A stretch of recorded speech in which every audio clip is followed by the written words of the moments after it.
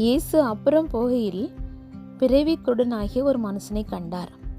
அப்பொழுது அவருடைய சீசர்கள் இயேசுவை நோக்கி, ரபி, இவன் குருடனாய் பிறந்தது யார் செய்த பாவம்? இவன் செய்த பாவமோ, இவனை பெற்றவர்கள் செய்த பாவமோ என்று கேட்டார்கள். இயேசு பிரதித்திரமாக, அது இவன் செய்த பாவம் அல்ல, இவனை பெற்றவர்கள் செய்த பாவம் அல்ல, தேவனுடைய கிரியைகள் இவனிடத்தில் வெளிப்படும் பொருட்டு இப்படி பிறந்தான் என்றார். பின்பு இயேசு, நான் உலகத்திற்கு ஒளியாயிருக்கிறேன் என்று சொல்லி அவனுக்கு சுகம் கொடுத்தார். அவன் பார்வையடைந்தான்.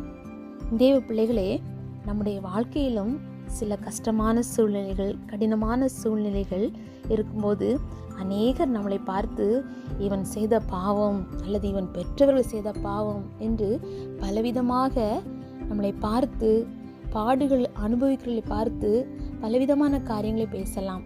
ஆனால் தேவனாகிய கர்த்தர் சொல்றாங்க, அவருடைய நாமம் மகிமைப்படும்படியாக இந்த பாடுகள் வாழ்க்கையில வந்திருக்கலாம்.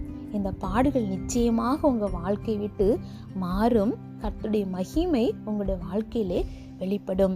நீங்கள் மற்றவர்கள் சொல்கிற காரியங்களை குறித்து எதை குறித்தும் கவலைப்படாமல் இயேசுவை நோக்கி பாருங்கள். அவருடைய நாமம் உங்களுடைய பாடுகள் மூலமாக கர்த்தரின் நாமம் மகிமைப்படும். ஆமேன், அல்லேலூயா. நிச்சயமாக உங்களுக்கு வெற்றி உண்டு. கர்த்தர் தாமே உங்களை ஆசீர்வதிப்பாராக. ஆமேன்.